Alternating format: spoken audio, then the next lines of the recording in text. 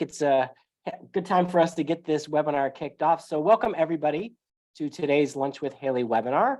I'm really excited to only be playing the MC role and introducing today's topic. Our guest speaker is Prudence Shank, who heads up Haley Marketing's SEO team, and she is going to be talking to you about staffing website optimization and some really important things that everybody can and should be doing to help make sure your site gets found by job seekers and employers. So Prudence, with that, I'm going to shut up and let you take it over. Oh, thanks, David. And I might suck you into this just to make sure you haven't fallen asleep on me at some point. So fair enough. I appreciate the intro. Hi, everybody. I'm Prudence, and I lead the SEO team here at Haley.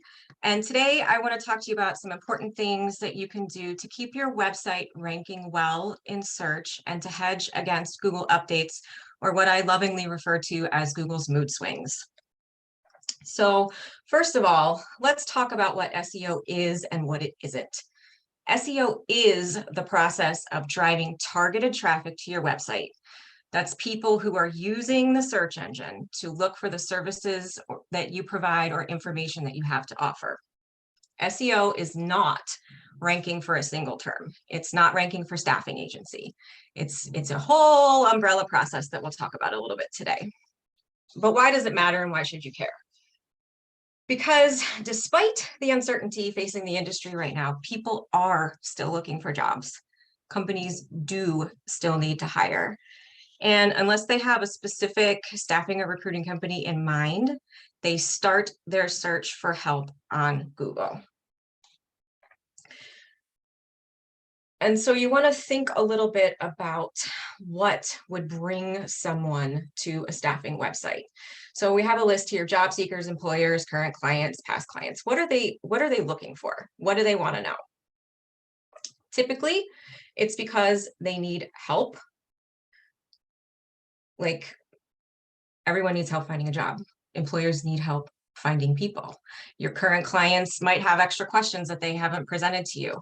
So there's a whole list of things that could drive people to your website. But basically, David, the next slide, they need help finding a job, hiring, HR assistants, workforce management, etc.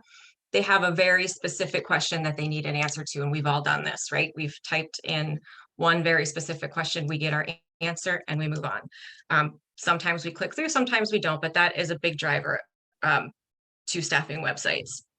They also might have been referred to you by someone else.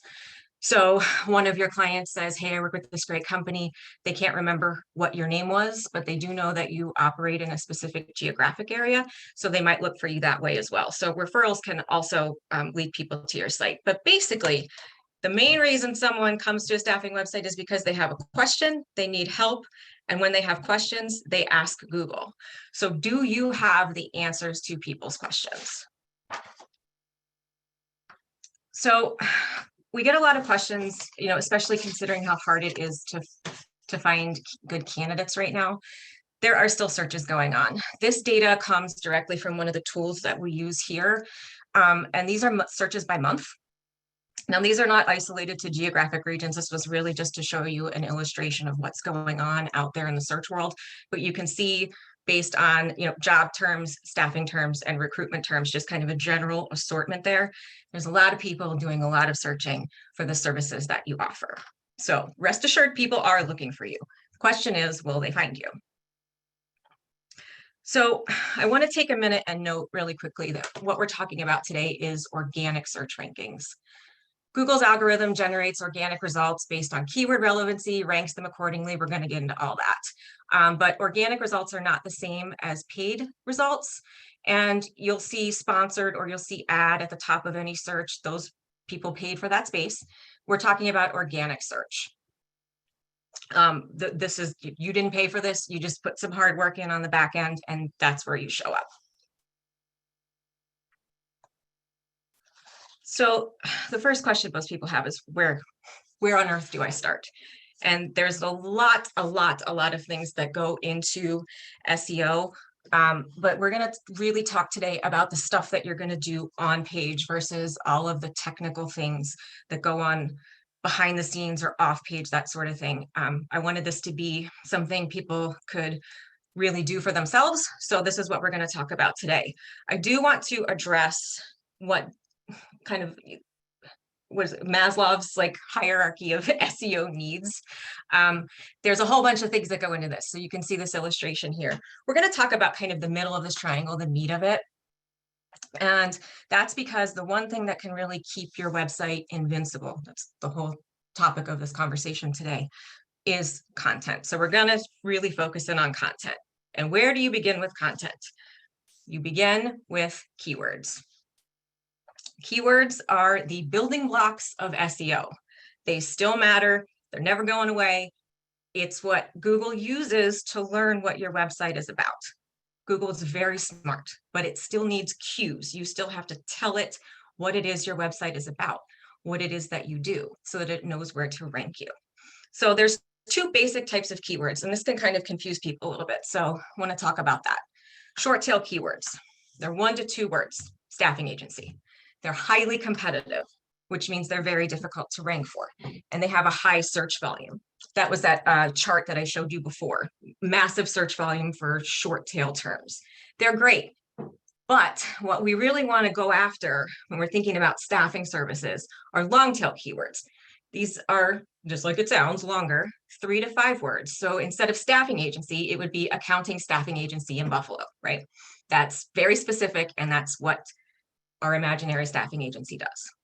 They are less competitive, which means they're easier to rank for. There is a lower search volume, but these are more targeted searches. Someone who types accounting staffing agency in Buffalo, pretty much guess what it is that they're looking for. They need accounting professionals. So those are targeted people, and you want to show up for those searches because those are the people who actually need you. So, hey, Prudence, before we go on, one quick question. Like in the example there, you've got accounting staffing agency in Buffalo. And for everybody listening, do you have to worry real specifically about, well, is it a staffing agency? Is it a temp agency? Is it a staffing firm, staffing company? How specific do people have to be with their long tail keywords? We will talk about that in a few slides ahead. It's not as specific as it used to be. You used to have to slap the exact keyword on the page to get it to rank. But Google's a little bit more what we call semantic now, and I promise you we will get into that in a couple of slides. Okay, I'll be patient. Okay. The keywords that you want to think about when you're doing research are buyer keywords that drive commercial value. What's going to drive action? Does the blanket term staffing agency drive an action, or does staffing agency in Buffalo drive an action? It's more likely the second one is going to drive some sort of action. You can search for the terms that you think you should rank for in Google. You can try Bing and Yahoo as well. Look at the first 10 results. These are the people who you're trying to knock out. You can also search for yourself and see where you fall in there. Sometimes you might be surprised that having done nothing, just your reputation precedes you, or you might find that you're nowhere to be found. Those are, common things that happen. But look at the top 10. Look at who your competitors are. And then look at related keywords. That can tell you, David, whether, what else might work for you. If the top 10 results are filled with things like Monster, Indeed, Career Builder, choose a different keyword target. We see this a lot with specific job titles. People come to us and they want to rank for CNC machinist jobs. If you Google CNC machinist jobs, you're going to find job listings. So that's not really something we would optimize for on a regular website. If you wink, wink, nod, nod, have the Haley Marketing job board, you can rank really well for those. But use your job postings to target those types of terms instead of your core website. And then make sure that the keywords on each page of your website are relevant to what that page is about. Otherwise, you're just kind of floating around endlessly like a goldfish. So if you're not targeting your keywords properly, Google just won't know how to rank your pages.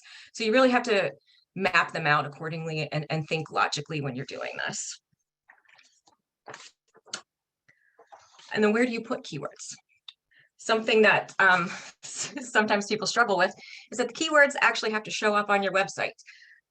Like I said, Google uses those keywords as a cue to understand what the page is about.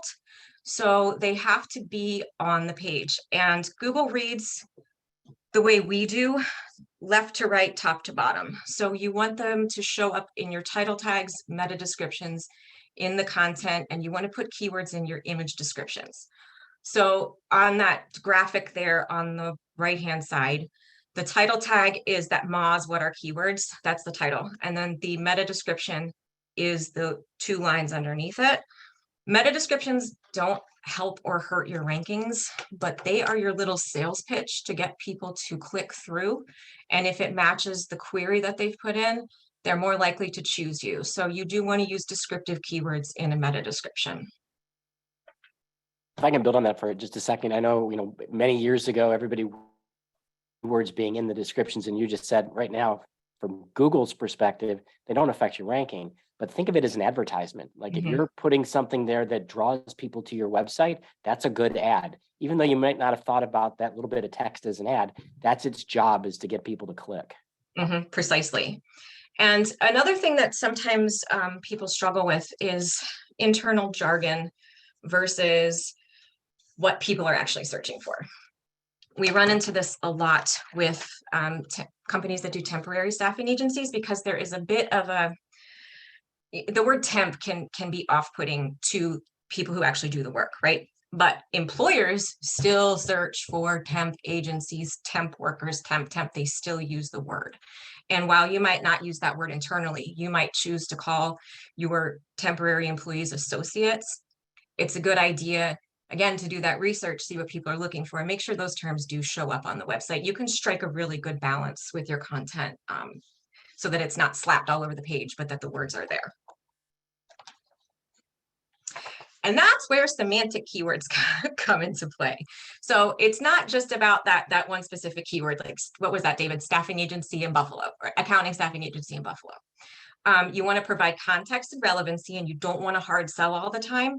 So you can use what we call related keywords or semantic keywords. So Google will kind of take what's on your page and make some assumptions, and with AI coming into play, it's getting smarter and smarter about that. So you could, instead of saying, 5 times on a web page, accounting staffing agency in Buffalo, you can say recruiters, accounting recruiters, temporary staffing agency, things that are related. They don't all have to be that exact match for the research that you did. It's really important to kind of set a theme for the page, more so than this keyword must be on my page 10 times. If you have a good theme and you're using related keywords throughout, you're going to set yourself up for success.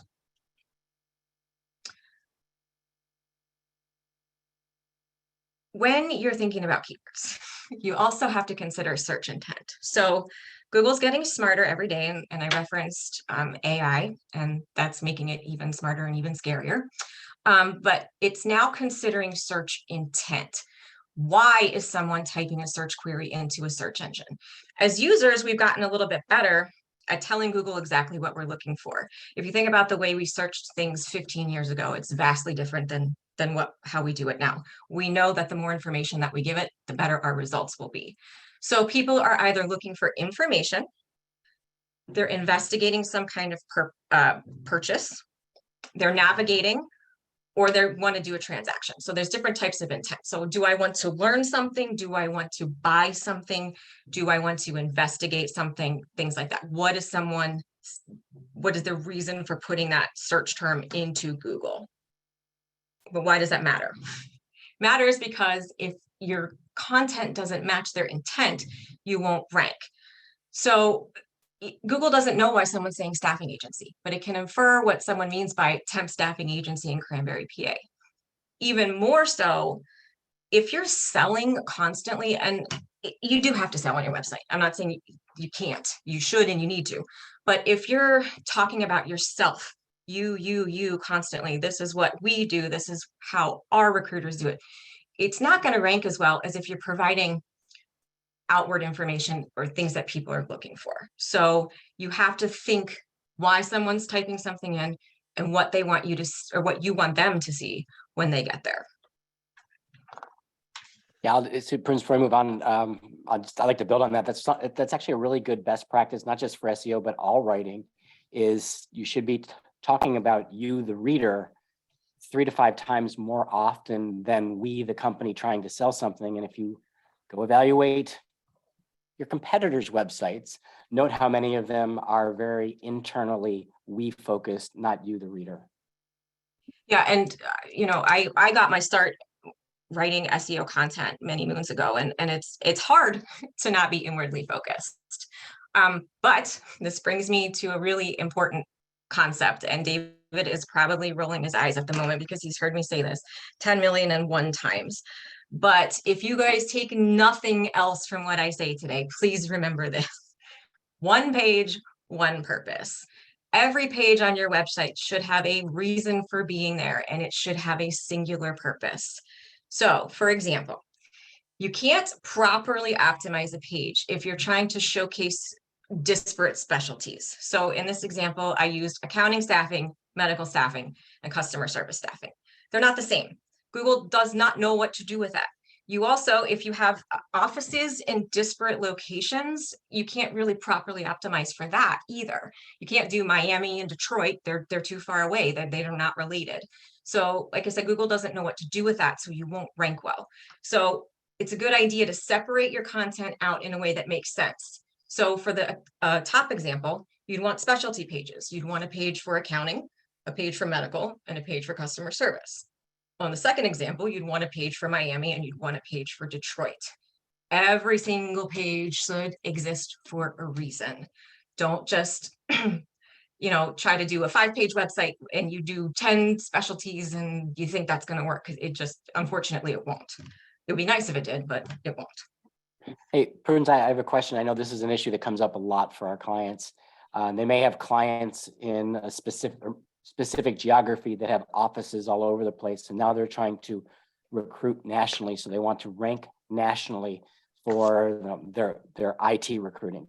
Mm-hmm. How do they deal with that if I can't put multiple locations on the page? Yeah, so that's where we would really kind of drill down into super long tail keywords. IT is a good example because it's so competitive and it tends to be national. It's rare that somebody just does IT recruiting in, Beat Neck, Ohio or something. That's not a thing. So if you have, there's two approaches to this. Sometimes we find that when a client says they place nationally, we look at their job postings and we go, aha, really, your bread and butter is San Diego and Los Angeles. Sure, you branch out into these other places sometimes, but really the crux of your business is in San Diego and Los Angeles. So let's focus on that. Optimizing nationally for highly competitive terms is possible. It's absolutely possible, but we have to take kind of a different approach if you don't want to really drill down and do specific geographies and do really long tail keywords. Also, in that type of situation, you really want to think about your job postings and ranking well for them and creating very specific content for clients that can pull them in a different way that's not necessarily geographically based. Does that answer your question? Yeah, it's an awesome answer. Thank you. And I apologize for the tough question, but I just know it comes up a lot. That's what I'm here for. And that's what you're here for, is to provide me with those tough questions. Okay, so back to business. You've got your keywords, right? And you've got, ideas of where to put them. One thing that gets overlooked a lot is linking. So Google crawls a website. It's robots go out and read your website. We call that crawling the website. It starts on your homepage and then it goes through logically. You can help Google move through your website faster and more logically by providing links in what we call anchor text. So anchor text are keywords in a link that are a signal to Google that tells them what the next page is about. So it helps diversify your link profile. It looks more natural. The text surrounding your link is important. Don't just say click here. Don't just say contact us.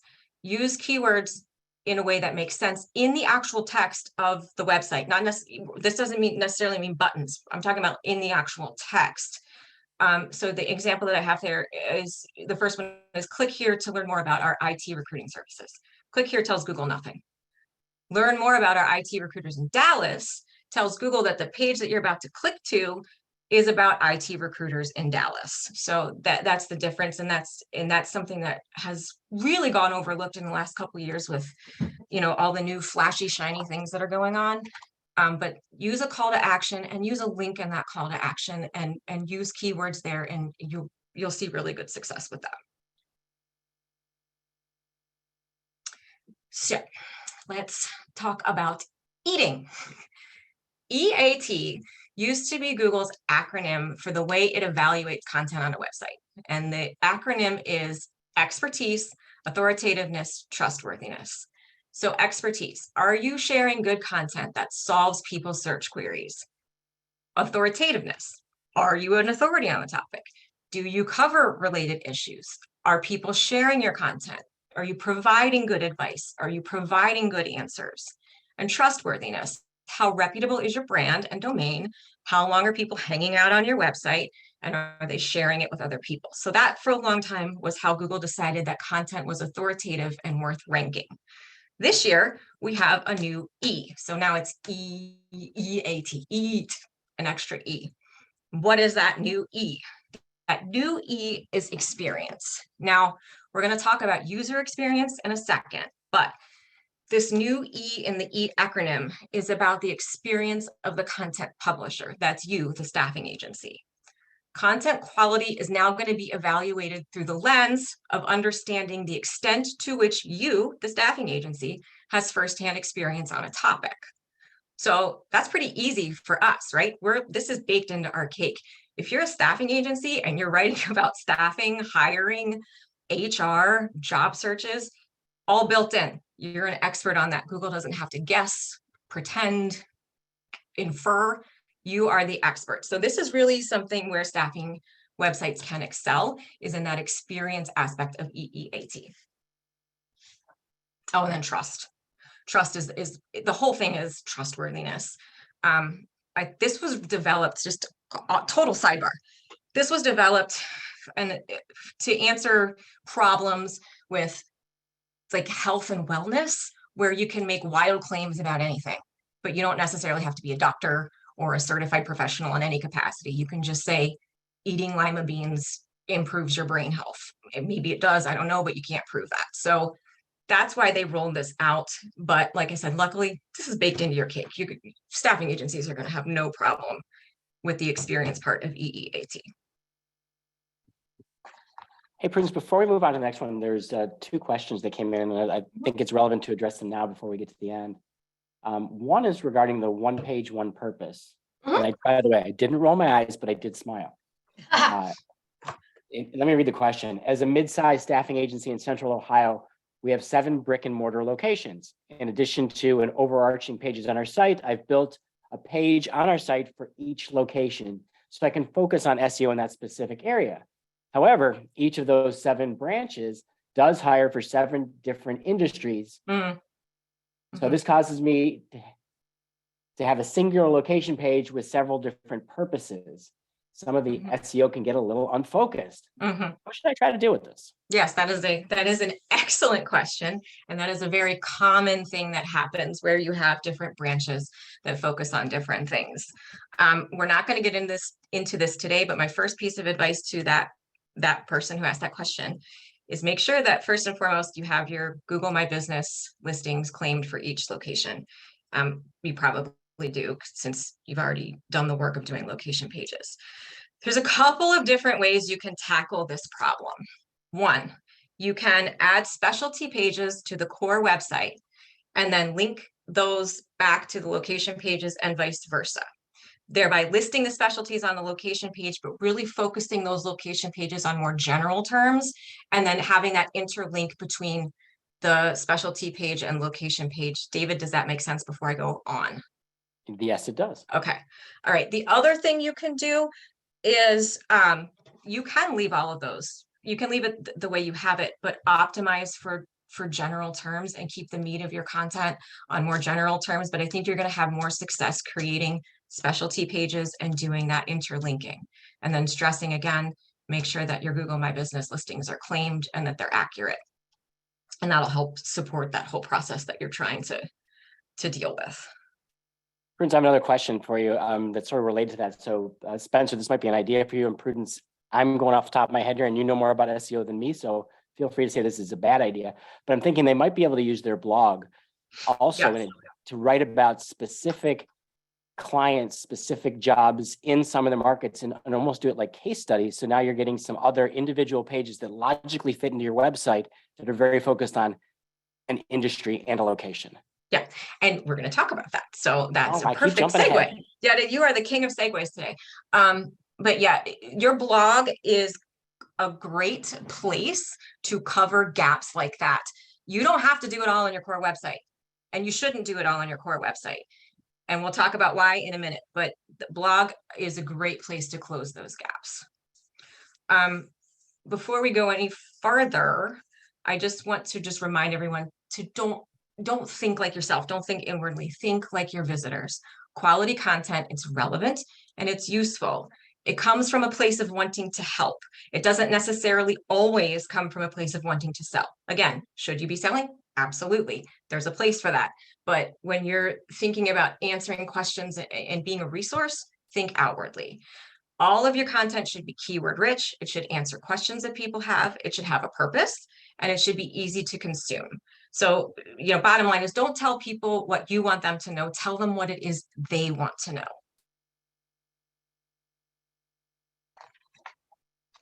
Now, let's talk about user experience. And this is a slight tangent from content creation, but it does fit into this, and it's a big factor, and it is something that lends itself to what we're calling invincibility. User experience is how a person interacts with your website once they enter. So, does your site load quickly? Do people spend time there? Are they clicking around, or do they get on a page and say, nope, this doesn't answer my question, and leave immediately? How does your site look on mobile? Do you make it easy for them to take action? A really good user experience will lend itself to better rankings over time. So if you have a slow, clunky, code-heavy, old, outdated website, this could actually hurt you in the long run. So just what kind of experience, and you might think you're providing a great experience. Send a young person to your website and ask them to do something and see how long it takes them and see what they say. They'll tell you within minutes whether or not you're actually providing a good user experience. That's the unofficial focus group for user experience, our young people. You can improve your experience. If your nephew comes back and says, "Ugh, this is terrible," you want to make sure it's very, very easy for somebody to take action, to search for jobs, submit a resume, contact you, et cetera, et cetera. This is part of conversion rate optimization. And that is a whole separate lunch with Haley that, David, when did we do that? Not too long ago, I don't think. It's hard to believe the CRO was back in August, and then we touched on it again in December. Yeah, so CRO is the next logical extension from SEO, and it really does help you provide a better user experience, possibly without overhauling your entire website. So if you have questions about that, head back into the Lunch with Haley archives, give that one a look-see, or reach out and see, we can help you with that as well. So you've got the good content, and then you want to help provide a better experience, and CRO does that.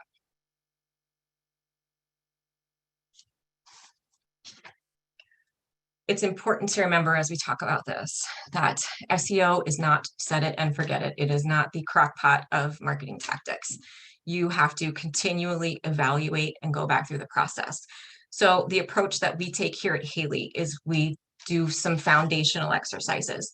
We do all that technical work that I didn't get into today because I didn't want anyone to fall asleep, but you need the website to be technically sound. We do keyword evaluations, get a good baseline for you. That's always should be your first step. Then you want to think about user experience. Are you providing a good user experience? If not, how can we improve that? That doesn't necessarily have to be done right away, but it's something to keep on your list of things to do. You want to keep researching trends in your niches. They change. People's tastes change. The way they search changes. So research is a very important thing. Competitive analysis is important. We touched on that a little bit. I'm going to touch on it a little bit more in a bit, but you got to know what your competitors are doing online and where they're outperforming you so that you can take action. Then we leverage long form content to close those gaps, like we talked about with the client that had the the kind of disparate issue with the geographies. Long form content is a great way to close those gaps. And then rinse, evaluate, and repeat. This takes time. It is a process. It can take months for you to start seeing results. But once you have this down and you have a process in place, you will continue to see good results over time. That's what we mean by, invincible. You don't want to drop off. You don't want to fall asleep at the wheel on this. The more you put into it, the more you get out of it. And unfortunately, you have to be ready to adjust your strategy based on Google's mood swings. So let's talk about competitive analysis. It matters what your competitors are doing online. And sometimes when we do this for clients, we actually see that the people that they think are beating them aren't beating them. You might be surprised at what you find when this happens. You might find someone you never even heard of is kicking your butt in rankings. It's always an interesting exercise. So think about the top 5 to 10 competitors in your market. And I want to caution you to do an apples to apples comparison. If you are a 2-location, very local agency, don't compare yourself to Robert Half. It's absolutely not even worth it. Think about competitors that are in your niche, in your market, are about your size. See what they're doing. Go to their website. See their top performing content. You can use tools to do this as well. You can use tools like SEMrush, Ahrefs. There are paid tools. You can see precisely what their top performing content is, where their traffic is coming from, and where you can end up stealing that traffic by hammering right back at them. So we have an example. I put David to sleep. There we go. Sorry, I was answering questions in the chat. As long as I didn't put you to sleep. So the top graph shows a client that invested in SEO, and you can see what I'm talking about there with that long-term upward trend. There are some dips, it happens, but the trend line is continually up. You can see where it starts to take off on the bottom graph.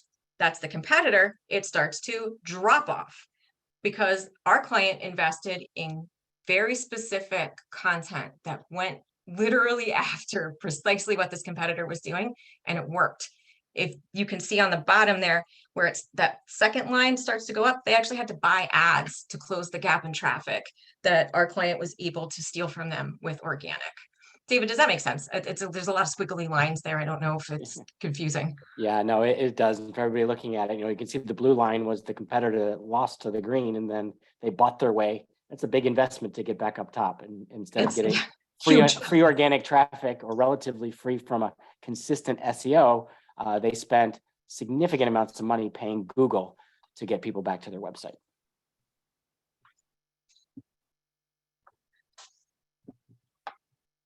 And just remember, sometimes going directly after them doesn't matter. Sometimes filling holes that they're not filling actually does it too. But if we do a competitive analysis for you, we will talk about what the appropriate tack is there. That graph that I just showed you, that client invested in what we call long form content. It's articles that are 1,500 words. They are very keyword rich. The subheadings tend to be formed in questions so that it matches queries that people are actually typing into Google. It follows that EEAT model. It positions you as an expert, and it really helps you outrank your competitors' traffic. Now, some of you are going, no one is going to read a 1,500-word article. No kidding, they're not. What they're going to do is they're going to ask a specific question, and what we want is for your article to show up in the search results. They can skim that article based on the way we lay it out, find the answer to their question. We have a CTA in there. They take the next step. Even if they don't take the next step, then you've done some branding work, right? You've done some awareness. You've provided yourself as a resource. They will come back the next time they have a question. Don't think you have to write a dissertation that someone's going to read the entire thing, because they're not. They're going to look for the information that's specific to what they need, and they'll use it in that way. So they're really useful to cover a lot of ground in one piece of content. David, does that make sense? Yes, it does. Okay. I tend to talk quickly, and I do this every day, so sometimes I skip over important things. So this graph here, now this trend line is up, but what I want you to pay attention to is where it spikes. This client invested in long-form content, is still investing in long-form content, in fact, and they went from a handful of visitors to thousands of visitors. And it took off. Now that takeoff wasn't one piece of content. I do want to clarify that. They didn't go viral in one day. That's not what happened at all. It took some time for that to gain traction. But once it gained traction, that trend line continues to go up. This is I say local, but it's actually regional. I think they have a couple of locations now. They have a couple of locations now because they grew.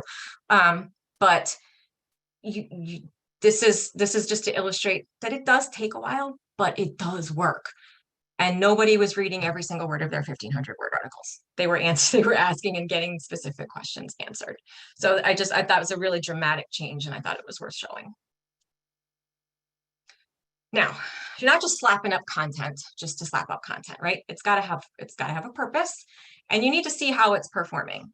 And the easiest place and the best place to do that is through Google Search Console, which is completely free. If you have Google Analytics, you can have Google Search Console. You just have to connect them and go. And the data that comes through Google Search Console is direct from Google. This is not a third-party tool. This is not an inference. This is precisely what someone typed into your website to land on a specific page and what they did there. So if you want to evaluate the content that you have, which is always a fantastic starting place, pull up your Google Search Console, look at where people are, identify, there's a tab in there called queries. So you go there and you identify queries that have high impressions with strong buyer intent. It matches what you do, and it probably converts. Look for those terms for which you rank really well, but you're not getting clicks. This happens a lot. People, just because you rank well doesn't mean you're getting the clicks, and without clicks, it really doesn't matter how well you rank. So that's what David was talking about with your meta description being a sales tool and being a little ad. Adjust that meta description. Go back and look. What is showing for that page? What do you have? Do you even have a meta description written? Write one. Do a little sales pitch for that page. A lot of times that is enough to start generating clicks for that page. You can also look for high impressions for content that's in position 5 through 30, and then update that content. It might be a blog post that you wrote 5 years ago, but people are still seeing it. Make it better. Add to it. Bring it up to date. Don't change the URL, just bring it up to date, make it more useful, and then you'll get a little bit more traction out of the stuff that you've already invested in. It's not a foolproof plan, but it is a darn good plan, and I'll show you how darn good it can work for someone on the next slide. Bang.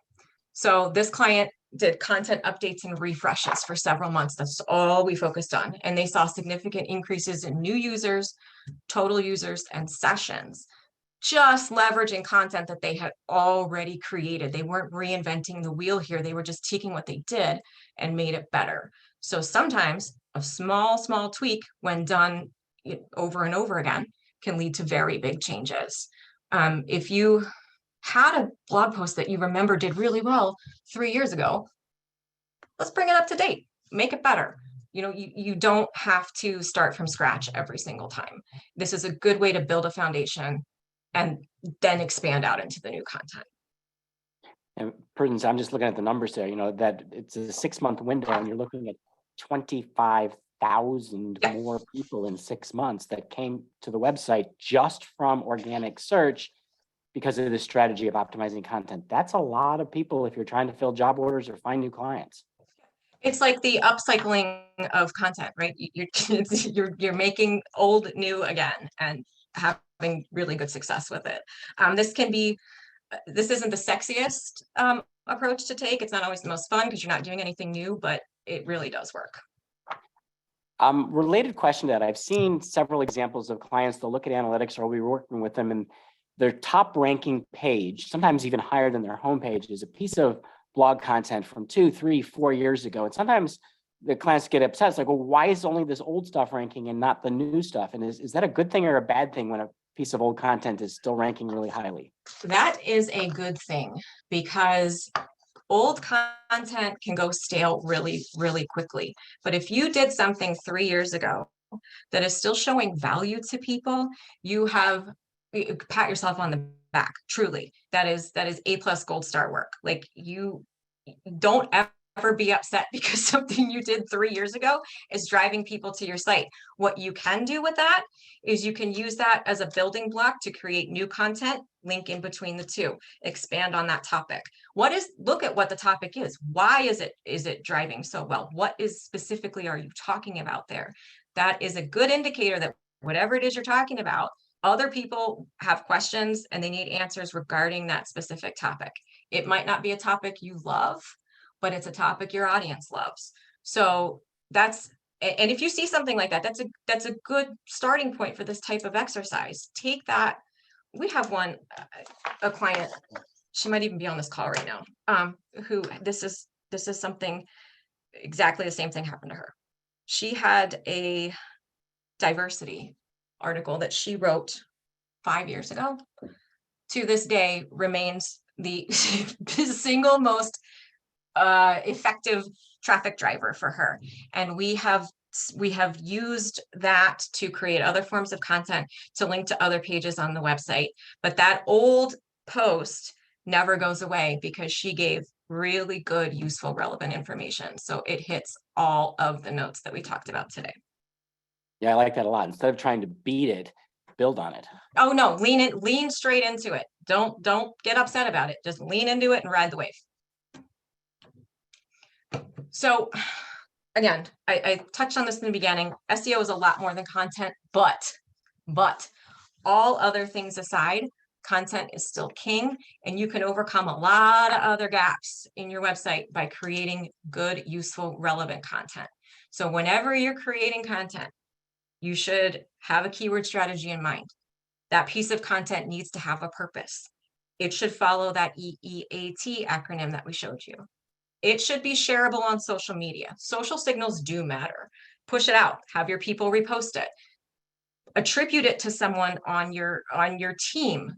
That leads to that experience, that new E in EEAT. Have that person put it out on their LinkedIn. Get it out there. Social signals do matter. It's not necessarily a ranking factor, but it does indicate to Google, oh, people are clicking around on this website. We need to look at it. So just keep in mind that you don't want to be a website that just promotes services. You want to be a resource for people who need help. And that's going to be where you find success. And that is what makes your website invincible. One thing that's really important to understand is that Google updates happen all the time.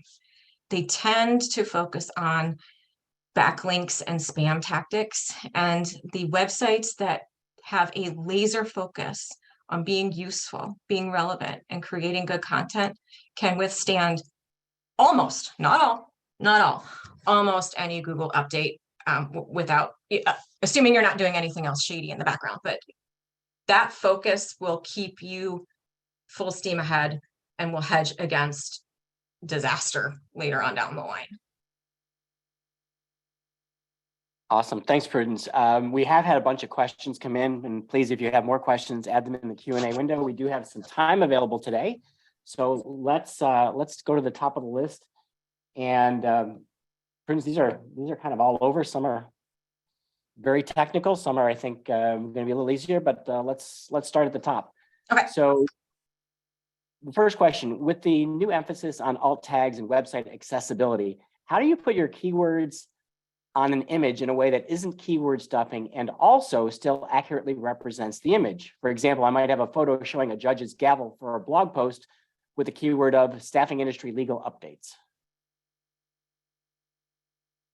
Well, as long as you put a descriptive alt tag in there that doesn't sound like keyword stuffing, you'll be fine. You also want to think about, does that image really make sense? I understand how a judge's gavel would lend itself to staffing industry legal updates, right? That's related. It's absolutely related. But sometimes we see people putting strange pictures on there that don't quite align, but that aligns. So always think about, again, purpose. What is the purpose of that image? Does it actually make sense? And don't just drop the keyword in there. Don't just say legal, what was it, David? Staffing industry, legal staffing industry advice. legal updates. Yeah, don't make that don't just drop that in there. Just you can make it a little sentence or something, but it's not having a keyword in there is certainly better than having nothing. We have clients come to us with absolutely no alt tags at all, and that's not what you want. If you have alt tags, you're going to be fine. Don't put 75 keywords in an alt tag. Make it descriptive and make it align with what the topic of the article is and what the picture is about. And that's really easy when you think strategically about what type of pictures you want to use. And really, alt tags are about providing description for either someone who has images blocked or has visual impairment and is using another device to read your content. So if you just keyword stuff, the image would have no sense. It would reduce engagement with the page and actually hurt your SEO, as opposed to something that both has a keyword in it and fits the description that somebody who can't see the image would want to know about that picture. All right, next one. When it comes to locations focused landing pages, what do you think of the UI UX? Is it okay if we have the same UI UX for all pages with different content, or is it better to have a separate UI UX for each page? So I think this is if we had a bunch of different locations pages, should they basically all have the same layout, or should we have a unique design for each location page? Okay, well, I am not a designer, and might send our designers hair on fire if I say the wrong thing here.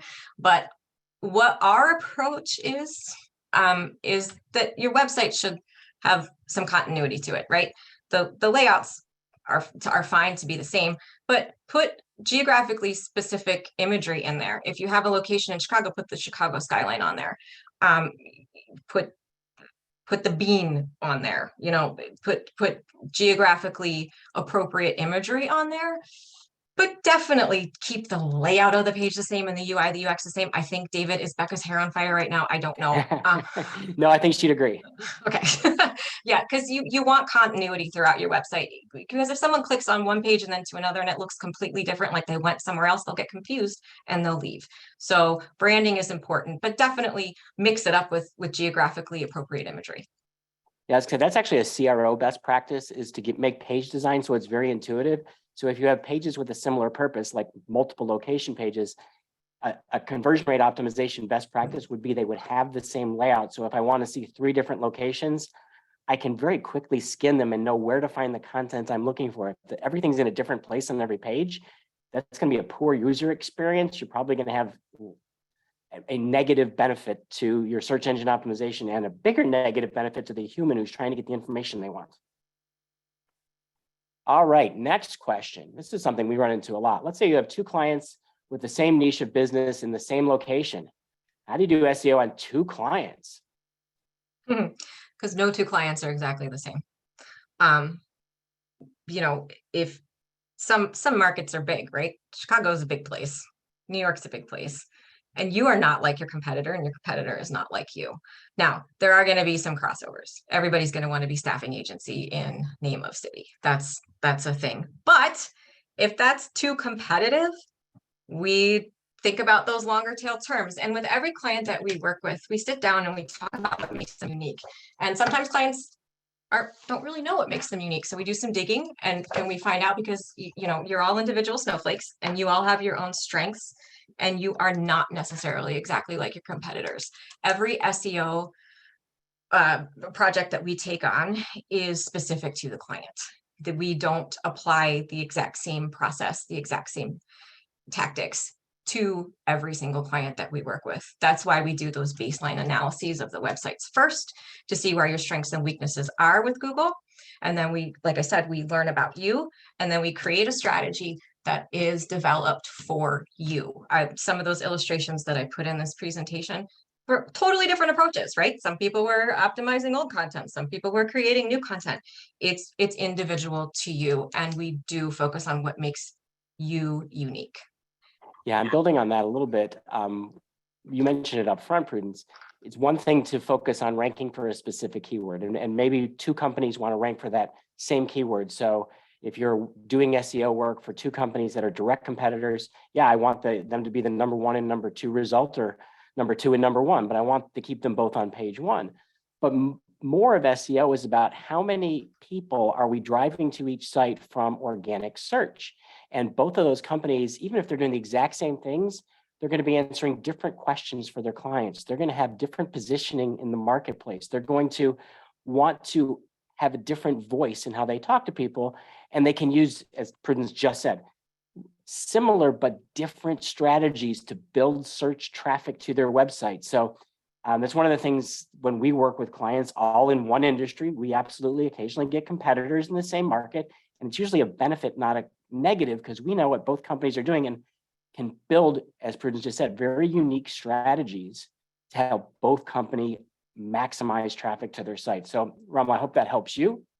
And one more thing, if I can just say one more thing about that, that's where answering those questions comes into place very specifically. Staffing agency in name of town, great. That's really awareness, top of funnel kind of stuff. SEO can help at every stage of the funnel and answering very specific questions. So if your competitor is just focused on staffing agency and name of city, but you're focused on being a resource, you're going to be much better off. Next question. Somebody had a question about updating old content. Should they also update the publication date? Okay, so this is a debate. Now, if you update the publication, it depends on, I'm going to get hopefully not confusing here. If the URL of the blog post includes the date, then you have to take a little bit of an extra step and create what we call a redirect, because the date in the URL, people do look at URLs and it can be a turnoff. Yes, you can update the publication date of the blog post, but where you have to be careful is, will it change the URL, the address of that blog post? And if it does, you need to redirect from the old address to the new address. Am I talking in circles? Have I gone over your head? I don't know. Does that make sense?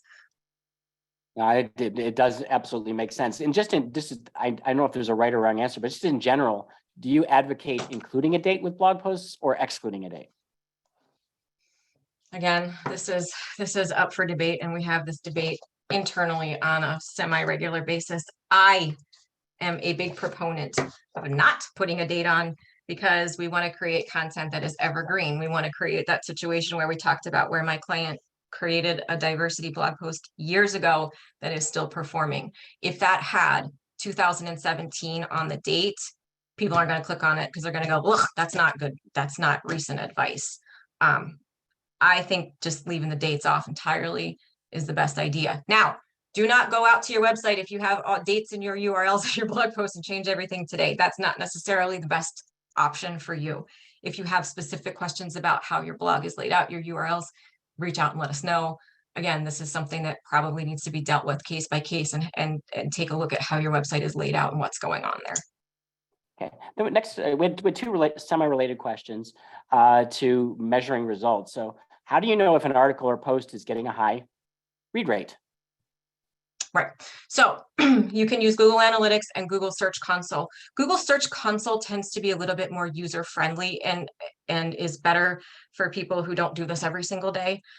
In Google Search Console, you can put in the actual URL of the piece of content that you created, hit enter, and data pops right up telling you what people searched for to find it, how many times they saw it, how many times they clicked through to it.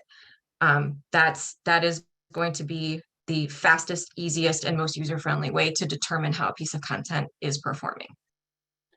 And then another question is, you showed an example that you talked about number of sessions, number of users. So the question was, should we focus more on sessions or users or something else to determine how well we're doing? No, you want to take all of it together. When we do reporting, we look at the trends. So it's you got to take it all together. So if you have a high number of sessions, but a low number of users, that means the people who are using your website keep coming back for more. There can be a lot of inferences drawn there. So this is going to be one of those non-answer answers wherein I say it depends. It is case by case basis. What you really just want to focus on initially, early stages, beginning, is getting people to that content. And then you can work out, well, are people coming back to it? Are they actually reading it? That sort of thing. But in the beginning, it's just about getting out there. Yeah, and I'll tell you, when you guys are giving me data and I put on my CEO hat, I like to know how many people came there. So I actually like the number of users, but then I like to see what happened next. You know, Yeah. did you get a lot of people, but they didn't stick around? But when you're getting people and they're stick around and they're visiting multiple pages, that tells me not only are we getting found, but we're generating traffic from people who are engaging with us. And that's really a good sign to me as a CEO that SEO is working. All right, we've got time for a couple more questions, and they seem to now be coming in faster. So let's pick a couple that we can do with. This is one that should be a quick answer, but does SEO work also on social media posts like Instagram and LinkedIn as well? Do you mean, will you rank better in those algorithms with an SEO'd piece of content? I believe that's what it does. SEO, I'm just going to read it verbatim. Does SEO also work on social media posts like on Instagram and LinkedIn? So should we be trying to optimize things we're posting to social media? So if you optimize in one place, it's going to help for all of them. I am not a social media guru by any stretch of the imagination. Questions like this, I immediately take to the social media team. But well optimized content should perform pretty well in social media. And if you use a plugin called Yoast SEO, which we use on all of our websites, you can actually see how your post is going to show up on social media, and you can make tweaks to that as well to make sure it's displaying properly, that the title isn't running off the feed and that sort of thing. But how it works with social to SEO is that if people are clicking from social to your website, it acts as an indicator to Google. Okay, well, they're getting a ton of traffic from social. We should really crawl this website more often and see what's going on here and rank it well. Yeah, and that's a lot of social is not, you don't really get credit for an inbound link from social media, but you do get credit for more traffic coming to your website. So you're not really as worried about, do I optimize what's sitting on Instagram, but am I creating really effective posts that make people want to come to visit my website? That's going to have more benefit to you. All right, let's pick one more here. And I kind of like this one. It's a little different than what we've been talking about. Do you think PR activity on news and magazine websites with no website links, only a company name, can help SEO on your primary site? So you're not getting a backlink, but you're just having a story written about you somewhere else. Oh, yeah. I mean, yes, because I'll tell you why. Let's say, I'm going to use a kind of an extreme example. Let's say NBC Nightly News does a glowing story about your staffing agency in it, or your local paper that has really good authority. That's going to show up in search, and it may lead people to search for you, but we don't touch any of that stuff. It will not hurt you by any stretch of the imagination, but with no link, it's not going to send signals to Google. Really, the beneficiary of that would be the news site. Yeah, it's not to say don't do PR. It's probably going to increase direct traffic of people Googling you more than the SEO benefits. However, as Prudence mentioned, if it's getting your name on sites that are better traffic than your own site, that's a marketing technique we refer to as other people's stages. Absolutely a good marketing technique, because they will then go look up more about you. When you watch the Super Bowl commercials, people are watching things on TV, and then they're instantly on social media and on Google searching for those same things.